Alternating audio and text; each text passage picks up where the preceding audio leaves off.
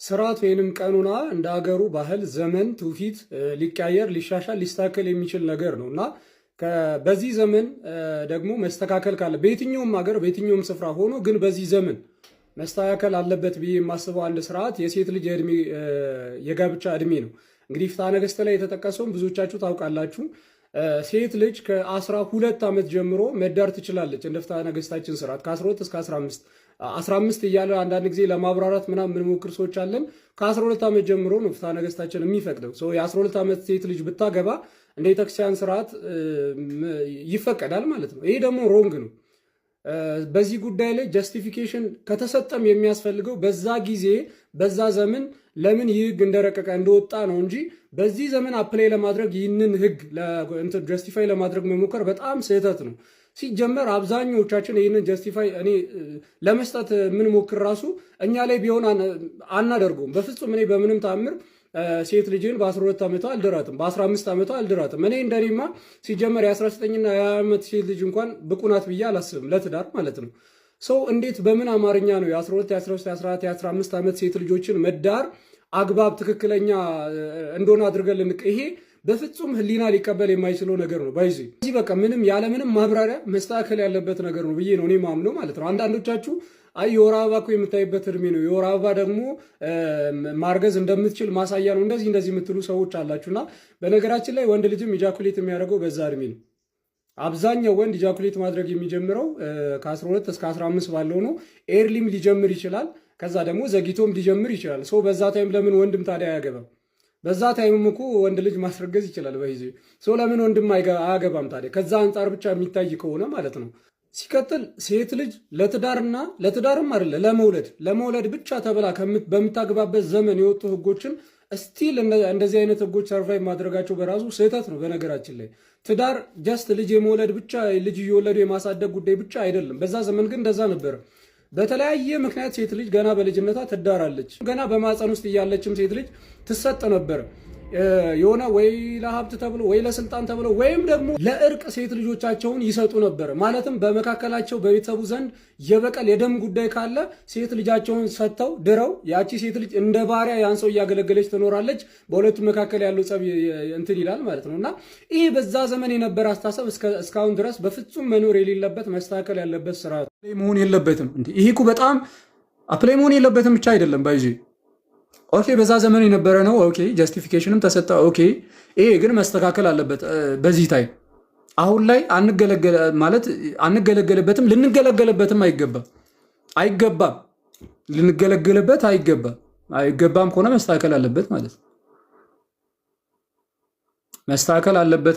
ለምንድን ነው መስተካከል ያለበት ማለት? የማንገለገልበት ከሆነ እንደው ዝም ብሎ ቢኖርስ የምትሉ ሰዎች በጣም ብዙ አሉ ሊገለገሉበት የሚችሉ። ይህንን ሲጀመር እኮ በጣም እኮ የሚገርመኝ ሴት ልጅ በ15 ዓመት ማግባት ይፈቀድና ወንዱ ግን ስንት ዓመቱ ነው? 30 ዓመቱ። ወንዱ ግን ስንት ዓመቱ ነው? 35 ዓመቱ፣ 40 ዓመቱ። ዋት ማለት ቢያንስ እኩያሞች ቢሆንስ ህይወትን እንዲህ እንጥቅ አድርጎ የበላን ሰው ሴት እንደፈለገ እንትን ሲል የከረመን ሰው ህፃን ልጅ መዳር ምን ማለት ነው? ይህ በጣም ሲጀመር ቅድም እንዳልኳችሁ እኔ በዚህ ጊዜ ስለዚህ ጉዳይ ማውራታችን በራሱ ስህተት ነው፣ አስፈላጊ አይደለም። መስተካከል አለበት። በቃ ምንም ጥያቄ የለውም። ማብራሪያ ይህ ሁሉ ማብራሪያ ራሱ ለምን እንደምሰጥ አይገባኝም። በቃ የሚያመዛዝን አእምሮ ካለን በቃ ስህተት ነው። 15 ዓመት ልጅ የ7ኛና የ8ኛ ክፍል ህፃን ልጅ ማግባቷ ትክክል ሊሆን አይችልም። በዚህ ዘመን በፍጹም አይችልም። እኔ ቀደም ቪዲዮ ላይ ብያቸዋለኝ። እኔ 19ና የ20 ዓመት ሴት ልጅ ራሱ ለጋብቻ በጣም ህፃን ነው አይምሮዋ። ጋብቻ ለሚባለው ነገር ደግሞ ይሄ የሚያመዛዝን ጭንቅላት የግድ ያስፈልጋል። ምክንያቱም አመዛዝና መወሰን አለባት። ደደብ ወንድ ማግባት የለባትም። በጣም ብዙ ደደብ ወንድ ስላለ ደደብ ወንድ ማግባት የለባትም ሴት ልጅ። ደደብ ወንድ እንዳታገባ ደግሞ የሚያመዛዝን የሚያገናዝብ አእምሮ ላይ ልትደርስ ይገባል። በዛ በጩጬነት እድሜዋ በፍጹም ያንን አታገናዝብ። ፐርሰናሊቲን አይታ ልታገባው አትችልም በዛ እድሜዋ ማለት ነው። ፐርሰናሊቲን አገናዝባ ልታገባ አትችልም በዛ እድሜዋ ማለት ነው። ራሷ መረጠች ከተባለ እንኳን እንደው ገንዘብ ካለው ብላ እንጂ ፐርሰናሊቲውን አይታ ሪሌሽኑ በነገራችን ላይ ህፃን ልጅን ስለማጨትም አለ ባይዚ ከ7 ዓመት ጀምሮ የ7 ዓመት ህፃን ልጃችሁን ማጨት ይቻላል እንደ ፍትሐ ነገሥት። ከዛ ልክ ነው አሁንም ይቻላል ብላችሁ ከዛ ተከራከሩ ኑና ተከራከሩ። ከዛ አይ ምን ችግር አለው ስህተት አይደለም በሉ። ከዛ ለጋብቻ ያቺ ልጅ ኖሃው ሳይኖራት ዕውቀቱ ሳይኖራት ሳትፈልግ ሳትፈቅድ ሳታገናዝብ ለጋብቻ አንዲትን ሴት ለመዳር ከወላጆቿ ጋር ተስማምቶ መጨረስ እኔ እኮ ሽያጭ ነው። ስለ ዕቃ ሽያጭ ነው የምናወራው። ትዳር ይቺ ሴት አብረው ነው የምትኖረው። ዕለት ዕለት አብረው ነው የሚውሉት የሚያድሩት፣ አልጋ ላይ አንሶላ የሚጋፈፉት። ዘመኗን ሙሉ ልጅ እየወለደችለት እያሳደገችለት ስለምትኖረው ጉዳይ ነው የምናወራው። እንዴት ነው እሷ ምንም ጉዳዩ ኖሃው ሳይኖራት አንስታ አንተ ለሆነ ሰው የምትሰጣት ይችል ልጅ ማቴሪያል ናት እንዴ? ሶፋ ነው? ቲቪ ነው? በግ ነው ወይ የሆነ እንትን ነው? ምንድን መሬት እየሰጠ ነው? ላም እየሰጠ ነው? ሰው እኮ ነው። ሰው እኮ ናት ይቺ ሴት። ሰው ማለት ደግሞ የራሱ ነፃ ፈቃድ ያለው ነው። ስለዚህ እንዲህ አይነት ጉዳይ ሰው በራሱ ነፃ ፈቃድ አመዛዝኖ መወሰን የሚገባው ጉዳይ እንጂ በፍጹም ወላጆቿ ያለሷ ፈቃድ ሊወስኑ የሚገባው ጉዳይ አይደለም። ቅድም እንዳልኳችሁ አንዲት ያደገች ሴት አሁን ምናልባት ከእናንተ መሃል እኔ ቤተሰቦች ያመጡልኝ ነው ማግባት የምፈልገው ብትል ችግር የለውም፣ መብትሽ ነው የኔ እህት፣ ቤተሰብ ያመጣልሽን ማግባት። ግን አይተሽዋል፣ ይሄ አንቺ ፈልገሽ ነው ፈቅደሽ ቤተሰብ ያምጣልኝ ብለሽ እንዲህ ያላለችን ምንም ስለ ጋብቻ የማታቀን ህፃን ልጅ ግን እሷ ምንም እውቀቷ ሳይሆን ቤተሰቧ አምጥቶ መዳሩ ስህተት ነው። ምክንያቱም አብዛኛው ቤተሰብ ለልጁ ትዳር ሲፈልግ በዋነኛነት የሚያየው ፋይናንሻል ስታተሱን ነው። ባይዞኔ እኮ ወላጅ ላይ እኮ አይፈረድም። አሁን ወላጅ መዳር አለበት ከተባለ ያው ፋይናንሻል ስታተስ ማየቱ እኮ ያው እኔ ትልቅም ሴት ብትሆን ስታገባ የወንዱን ፋይናንሻል ስታተስ ብታይ ጥሩ ነው። ምክንያቱም ትዳር ውስጥ በጣም ብዙ ነገር ስላለ ማለት ነው። ጥሩ ነው እኮ መተያየቱ። እሷም ግን የራሷ ፋይናንሻል ስታተስ እንዲኖራት ያስፈልጋል። ጀስት እሱ ስላለው ብቻ ሳይሆን እሷም ሊኖራት ያስፈልጋል። ያለው ሰውም ደግሞ ሊሆን ይገባል። ቢያንስ በተወሰነ መልኩ ራሱንም እሷንም ማኖር የሚችል እሷም ራሷንም ቤቷንም ማኖር የምትችል ማስተዳደር የምትችል ሴት መሆን አለባት። እና ወላጅ እንግዲህ ለልጁ ሲያስብ በቃ ልጁ እንዳይቸግራት፣ እንዳትሰቃይ፣ በራብ እንዳትቸገር፣ የምትለብሰውን እንዳታጣ ያለው ወንድ ፐርሶናሊቲው ምን አይነት ነው? እንግዲህ ሁሉም ቅዱስ ነው። የጋብቻ ጉዳይ ላይ ታውቃላችሁ። አሁን ሽማግሌ ሲላክ ምናምን ጀለስ የናይት ክለብ ሰው ራሱ ቢሆን ቅዱስ ነው። መልካም፣ በዘመድ አዝማድ የተወደደ፣ በሰፈር የተመሰከረለት ጨዋ፣ እግዚአብሔርን የሚፈራ ጀለስ እኮ የሌለ ጨፍጫፊ ነው። የሌለ ሱሰኛ ምናምን እኮ አይጠጣም። ምንም መጠጥ የሚባል ነገር አያውቅም። ከጠጣም አንድ ነው። ቅዱስ ነው እንጂ መቼስ እንዲህ አይነት ፐርሰናሊቲዎቹ በተዘርዝሮ አይነገሩም። ሲጀመር እንዴትስ ይነገር? ሱሰኛ ነው፣ ይቅማል፣ ያጨሳል፣ ይጠጣል፣ ያመሻል፣ እየሰከረ ሰፈር ይበጠብጣል፣ ውጪ ያድራል፣ ናይት ክለብ ተብሎ ድሮ እንዴት ይነገራል? ስለዚህ ቅዱስ አድርጎ ሁሉም ወንድ ቅዱስ ነው። በሽምግልና እንትን ሲኬድ ምናምን ቅዱስ ቢያንስ ዓለም ያወቀው ፀሐይ የሞቀውን ሪል የሆኑ መጥፎ ቢሄቨሮቹ ቢነገሩ ጥሩ ነበር።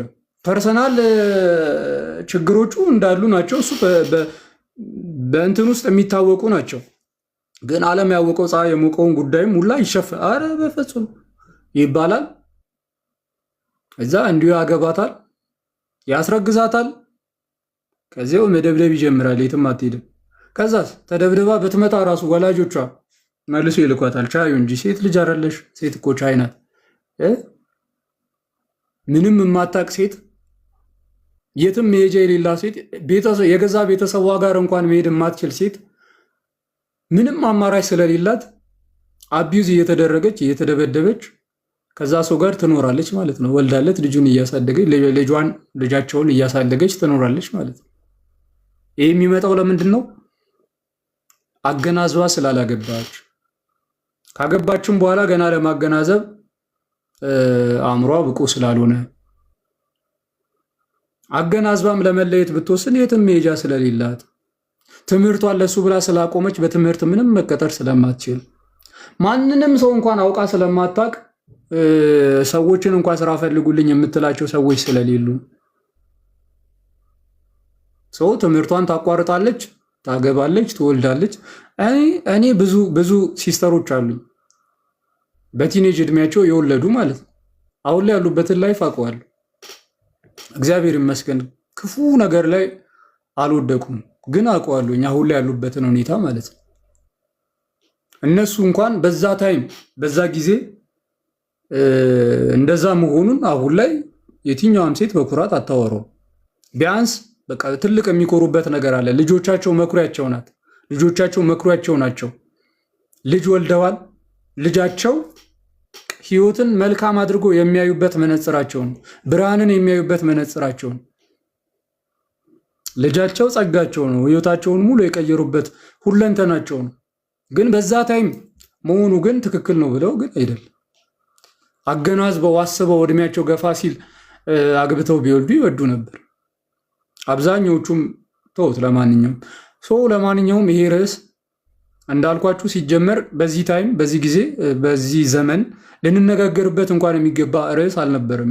አሁን የ12 ደግሞ አለው ፍትሐ ነገሥት የሚለው 15 አይደለም። ከ12 ዓመት ጀምሮ ሴት 12 አይቢል 15 ነው የሚለው።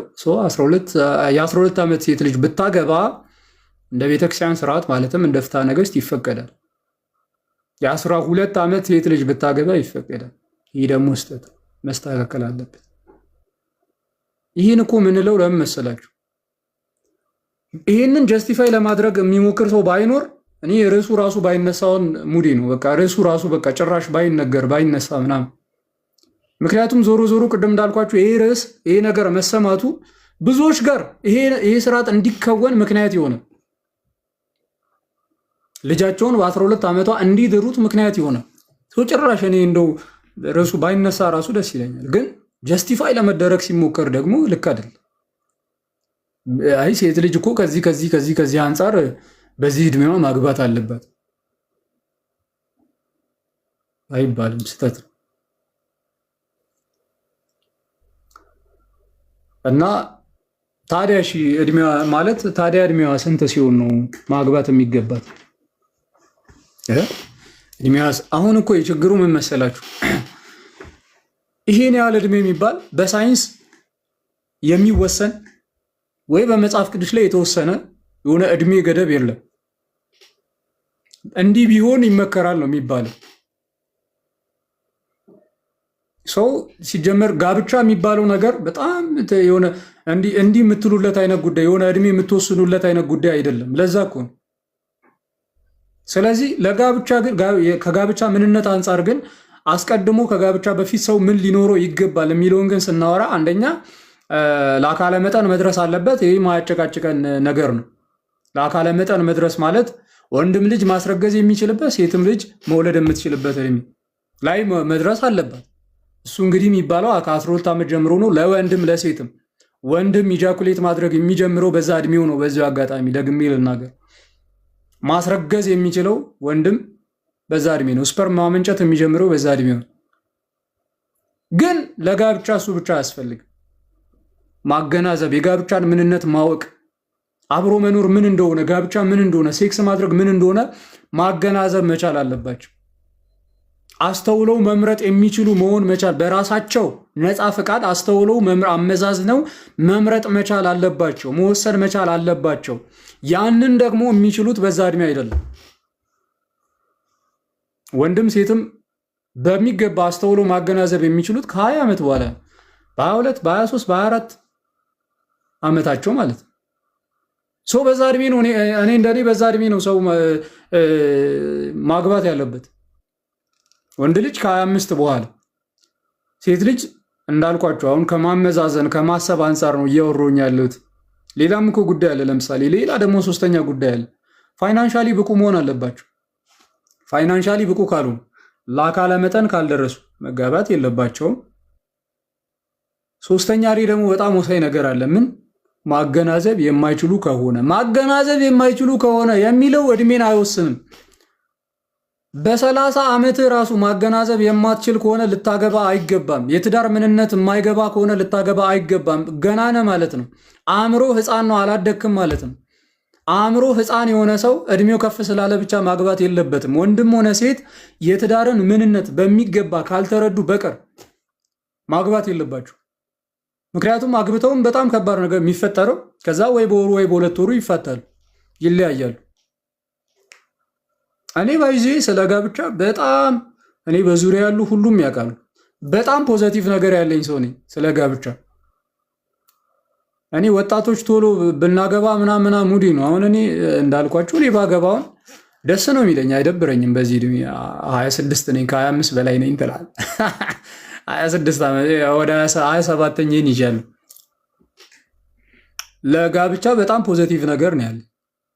ግን እንዳልኳችሁ ጋብቻ ምን እንደሆነ በሆነ ያህል ፐርሰንት በደንብ ስለምረዳ እንደዛ ምለው ማለት ነው። እና በጣም እኔ በጣም የሚፋቀሩ ሰዎች እድሜያቸው አሁን እንዳልኳችሁ ከ20 በላይ ምናምን ሆኖ በጣም ረዥም ዓመት በቃ የሆነ አብረው እንደቆዩ የሆነ ከልጅነት ጀምሮ አብረው ምናምን በሪሌሽን ያደጉ ምናምን ሳይ እንደው አረ እንደው ቶሎ ብትጋቡ ነው ምለው። በቃ ይሄ መለያየት የሚባል ነገር አለና ብሬክአፕ የሚባል ነገር እድሜያቸው የደረሰ ከሆነ በጣም የምትፋቀሩ የምትዋደዱ ከሆነ ፐርሰናሊቲያችሁ የሁለታችሁም ፐርሰናሊቲ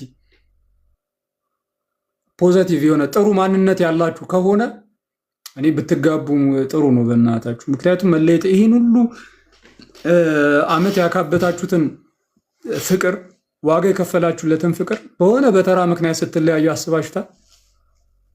እኛ በጣም ነው የምንፋቀረው፣ እኔ ያለ እሷ እሷም ያለ እኔ መኖር አትችልም፣ ስለዚህ አንለያይም በተራ ምክንያት በላሉ። ትለያያለህ እባክህ። እንዲህ ሁሉም ተለያይቷል። ምንድነው ኦርቶዶክስ ክርስቲያን ከሆነች ምናምን ጌታ በነገር ሁሉ ይርዳት ምናምን ነገር ማለት ፐርሰናል የሆነ ችግር የለብኝም ከእህታችን ጋር። ግን የምታደርጋቸው ነገሮች አንዳንዶቹ በጣም ይሄ እንዴት ነው ከትምህርት በጣም ውጭ የሆነ በጣም ድፍረት የተሞላበት አይነት ነገሮችን የምታደርገው እኔ ሳያት ከምን አንጻር መሰለ ይችን ልጅ ብዙ እህቶች ይከተሏታል አይደለም? እንግዲህ እስካየሁት ብዙ እህቶች ይከተሏታል።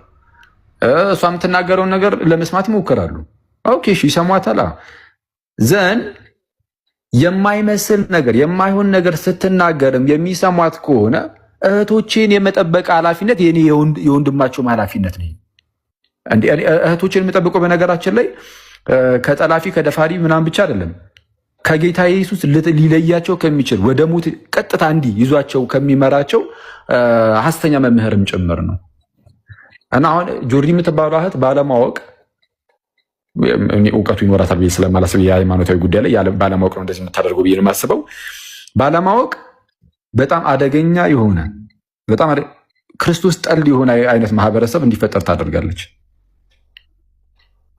ቄስ አያስፈልግሽም፣ ወንድ አያስፈልግሽም፣ እግዚአብሔርን እንድታቂ እንዲህ ዋዳዘት ምን በጌታ በኢየሱስ። ይሄ እኮ በጣም እኮ ያስደነግጣል። በተለይ ደግሞ ብዙ እህቶች ከሚከተሏት አንጻር እሱን ስታየው ይሄ በጣም አስደንጋጭ ነው። እንዴት ነው ያለ ቅዱስ ቁርባን ልንኖር የምንችለው? እንዴ ቅዱስ ቁርባንስ ያለ ቄስ እንዴት ነው ልንቀበል የምንችለው? ከመጀመሩ ነው መጽሐፍ ቅዱስሽን ብቻ እያነበብሽ ኑሪ የሚባል እንደዚህ አይነት ነገር ከመጀመሩ ነው መሰበክ የተጀመረው። ስለዚህ አሁን ይህች ዋናው ዓላማዋ የእህቶችን ጥቃት የመከላከል ከሆነ በጣም ደስ ይላል። የትኛውም እህት እንድትጠቃብን ስለማንፈልግ ሁላችንም ብዙዎቻችን እህቶች አሉን፣ እናት ደግሞ የሌለው የለም። ስለዚህ የማንንም እህት ጥቃትን የሚፈልግ የለም አይደለም። አክቹዋሊ የእህቶችን ጥቃት የሚፈልግ የለም ሳይሆን የእህቶችን ጥቃት ሁላችንም መጋፈጥ አለብን። ግን ይህ ነገር ግን አሁን ጋይስ ትናንትም ብያችሁ ነበር፣ ሴንሲቲቭ ነው ነገርየው። የእህቶች ጥቃት ጉዳይ ሴንሲቲቭ ነው። ፌሚኒስቶች ለእህቶች እንቆማለን ካሉ እሰየው ይቁሙ፣ ደስ ይለናል።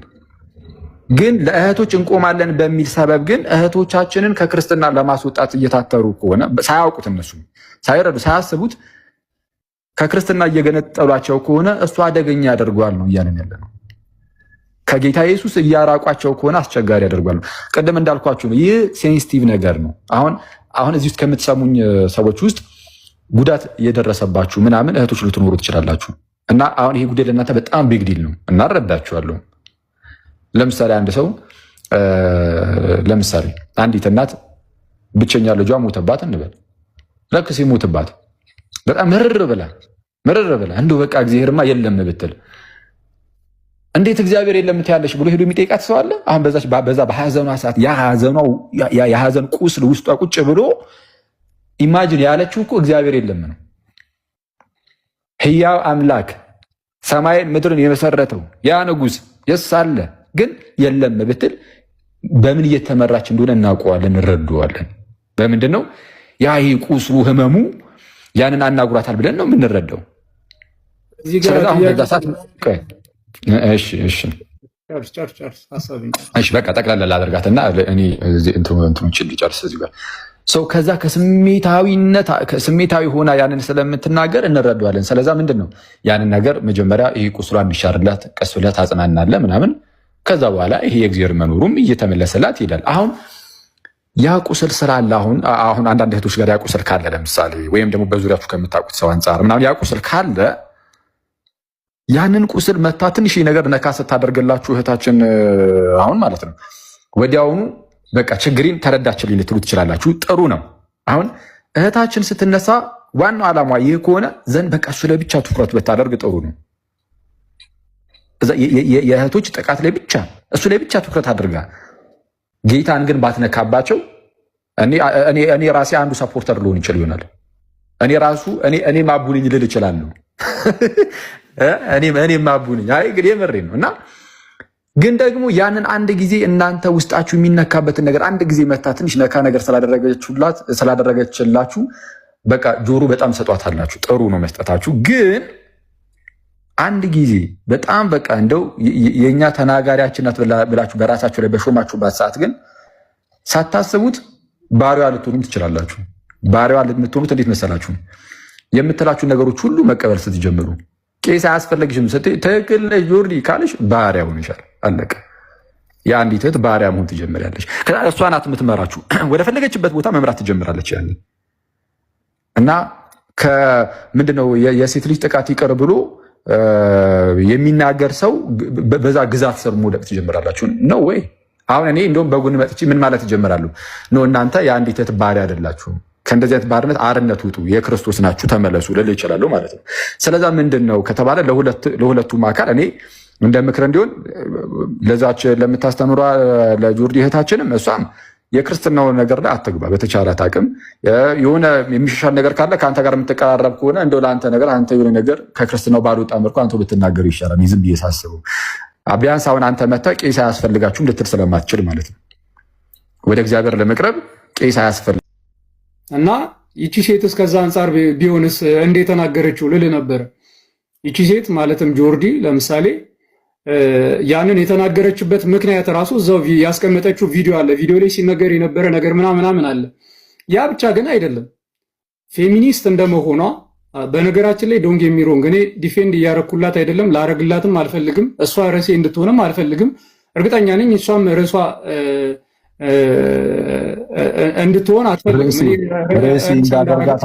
አይመስለኝም። እና ዲፌንድ እያረኳት ግን አይደለም። ለማንኛውም ግን ፌሚኒስት በመሆኗ ምክንያት አንደኛ የተነገረ ነገር አለ፣ እዛ ጋር የሰማችው ነገር አለ። ሁለተኛ በየዕለቱ ከእኛ የበለጠ በጣም ብዙ የሴቶችን ጥቃት ታደምጣለች። ኢቭን በአገልጋዮች ምናምን እኛ የሰማናቸው የምናውቃቸው ምናምን አሉ።